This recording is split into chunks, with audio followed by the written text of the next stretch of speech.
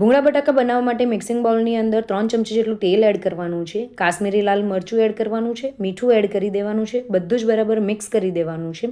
હવે તેની અંદર આપણે બાફેલી જે બટાકીઓ આવે છે, જે નાની સાઇઝમાં હોય છે, તે 500 ગ્રામ બટાકાને આપણે બાફીને આની અંદર એડ કરી દેવાની છે.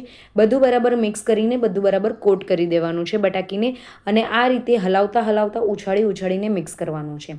અને મિક્સર જારની અંદર 15થી 20 કળી લસણની લેવાની છે. પલાળેલા કાશ્મીરી લાલ મરચાં અથવા તો તીખા મરચાં તમે લઈ શકો છો. એની અંદર આ પાણીનો યુઝ નથી કરવાનો. મીઠું એડ કરી દેવાનું છે અને 1/4 કપ જેટલું પાણી એડ કરીને એની ફાઇન પેસ્ટ બનાવીને રેડી કરી દેવાની છે. અહીંયા આપણી લસણની ચટણી બનીને રેડી થઈ ગઈ છે. હવે પેણીની અંદર 4 ચમચી જેટલું તેલ એડ કરી દેવાનું છે. તેની અંદર લસણની ચટણી એડ કરવાની છે. બધું જ બરાબર મિક્સ કરીને લસણની ચટણીને સાંતળી લેવાની છે. જ્યાર સુધી તેલ છૂટું નહીં પડે ત્યાર સુધી આપણે સાંતળી લેવાનું છે. તો ઢક્કન ઢાંકીને આપણે લસણની ચટણીને બરાબર સતળાવા દેવાની છે. હવે લસણની ચટણી બરાબર સતળાઈ જાય એટલે તેની અંદર હળદર એડ કરવાની છે, ધાણા પાવડર એડ કરવાનું છે, ત્યાર પછી ગરમ મસાલો એડ કરી દેવાનો છે, લાલ મરચું પાવડર એડ કરી દેવાનું છે. બધું જ બરાબર મિક્સ કરીને તેલ છૂટું પડે ત્યાર સુધી સાંતળી લેવાનું છે. અહીંયા હવે તેલ છૂટું પડી ગયું છે. હવે મસાલા નહીં બળે તેના માટે 1/4 કપ જેટલું પાણી એડ કરવાનું છે. ફરીથી બધું બરાબર મિક્સ કરી દેવાનું છે.